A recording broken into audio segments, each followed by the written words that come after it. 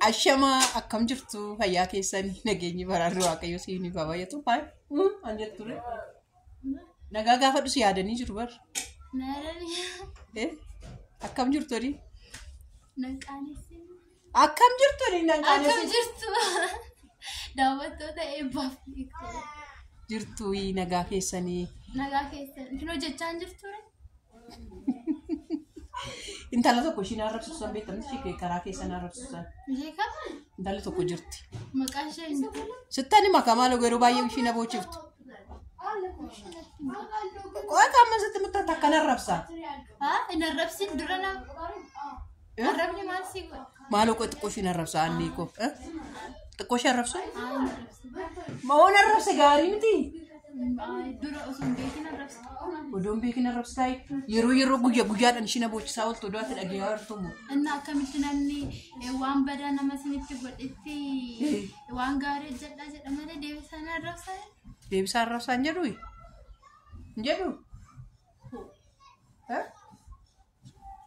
xiqqoo ishiin arrabsa beekoo maal taate ayizoosh bichaako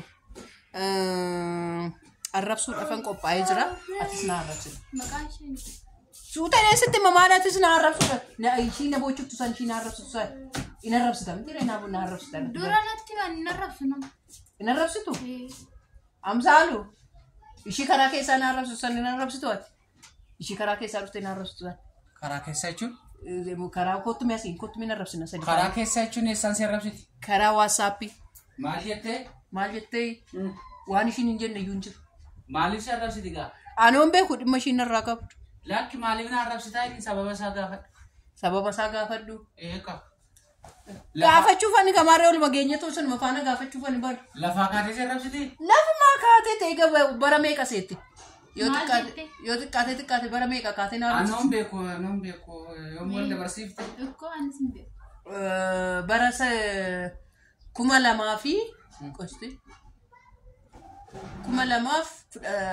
2005 ol bara walbarre waggaa kana jechuudha waggaa lamaan irraatti malee eegasii qabee mana kana keessatti yoo barbaadde na arrabsiti yoo barbaadde si arrabsiti yoo barbaadde ana arrabsiti yoo barbaadde dhiyoo kanayyuu immoo aannaanii fi dooniin beekoon nafne itti dabalteet mul'achi goote arrabsiti jechuun ana arrabsitee gammachiisa taanaani naan arrabsitu rakkoon qabu ishee gammachiisa taanaan na arrabsuun yaa gammaddu na arrabsitee maal rakkoo qabu beekoo sarrabsitee itti bar ati naartaa animu deew gaashin maatii koo arrabsitu maaliif ani naar anoo ishee gammachiisa taanaan na arrabsi maal kottu qobaattis na arrabse siin jedheeni aannaatoo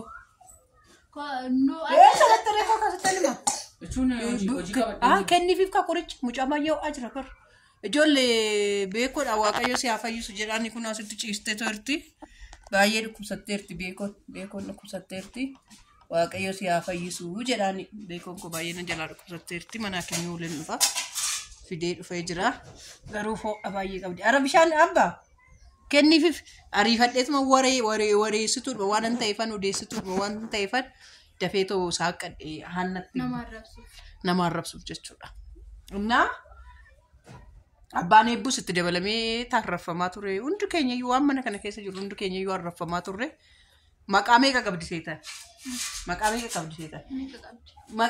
3 qabdi isinitti immoo ijoollee tokko sabboontuu Wallagga Lixaatiin qabdi inde isheedha ati nama miti namni gaarii nama si arrabsu barbaadde jechuudha nama isheen karaa keessaatii si qarqaarti miti maal namni akkasii baqaa lamaffaa immoo miliyoon beestiidhaan qabdi har'ammoo jetteet haadha koo tuubii jettee too saaqqattee dhufte oduman deemaa jiru daandii irratti daataadhaan irratti bu'ee nan argee kanaaf amma intala kana arrabsine moo maal goonaree hin guddisna dhugaa jedhe daawwattoota keenya isaa guddisan miti daawwattoota keenya ka sabboontuu Wallagga Lixaa wayin miliyoon beestii wayin immoo haadha koo an jedhu yuutuubii hiyyeessa ittiin gargaaraa maqaa haadha kootiitiin saaqqadhee gaafan gara biyya kootitti gale immoo tiinan ijoollee hiyyeessaa gargaara jettee jalqaba duraas kaasee jechuudha yeroo baay'ee nan dubbadha warra sabboontuu Wallagga lixaa kuni abbaa eebbuu hoggaanni waraanameerraa kaastee waan mana kana keessatti rakkatame jedhamu hin gaddu mallee jechuudha asuma dhugaa hin gaddu mallee daftara keessan gaafa annoo jennu 6,000 ni ergite beektu miti 6,000 ni ergite. Ara isheetu nu erge? Eeka kanan beektan 6,000 ni ergite daftara keessaniif wandoo keessaniif boorsaa keessaniif jechuudha. Kanaaf mucoo kana galaatii jajjabeessaa gaafa ishiin akkas jettee dhuftu dhugaa nan gammadee baay'een gammadee fi baay'een waan guddaa yaadee maaliif hojjettan Oromoon olaa guddisu Oromoon mee haasa'ime amsaan sabboontu Wallagga lixaati ishiin sin arrabsitu. Isheen nama arrabsitu. Idi kamitti kottu beekoo baasi kottu. Yaalaan jira ammas taasisaa maal? Abba sabboontu Wallagga lixaati bar maaliif tameesti maal yaada maal qabdaaf meeshiidha. Ishee akkasitti nama arrabsitu kan isa mana keenya keessatti baay'ee isa arrabsitu. Isheen nama arrabsisu argees dhagees hin beeku. Yoo icciitiidhaan qobaatti si arrabsite hin beeku malee. Beekoo sin arrabsitu.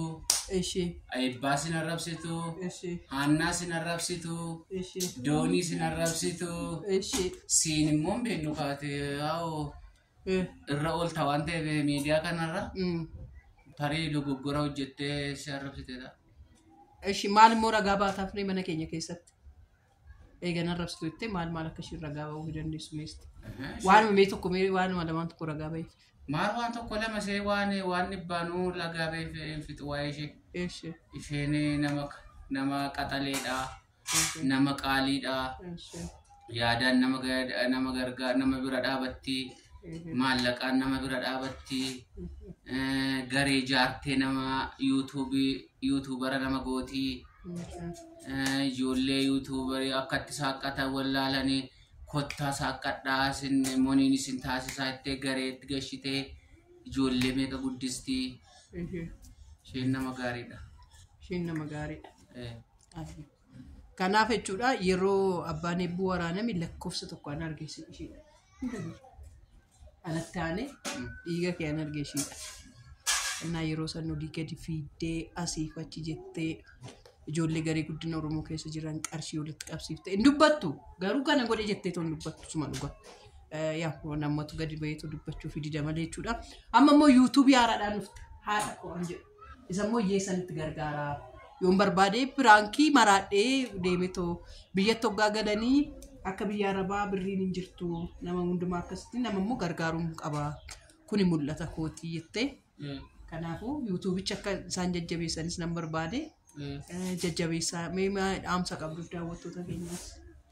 Maaloo maatii eebbaaf beekoo deeggartoota maatiin akkasumas hordoftoonni eebbaaf beekoo haadha kootuubii maatii ta'uudhaani bira dhaabadhaa viidiyoo ishee ilaaluu taphachiisuufiidhaan bira dhaabadhaa namni gaariin jajjabeeffamuu qaba. Namni nama bira dhaabatu namni lammiif oolu yoomiyyuu jajjabeeffamuu qaba. Warri kaanis akka nama akkasii namoota akkasii ta'an akkuma barsiisame akka ta'an akkuma taasifamu nama akkasii jajjabeessuudhaan gaarummaan isaanii akka hamma dhumaatti akka itti fufuuf jajjabeeffamuu qabuun jira gabaabama. Kanaan jalatti liinkii isaa isinii keenya warroonni garaa sin laaffisee warroonni rabbi sin gargaare subscribe godha. Hanna waan jettu qabdaan? Hin qabdu. Hin qabdu. Hin qabdu.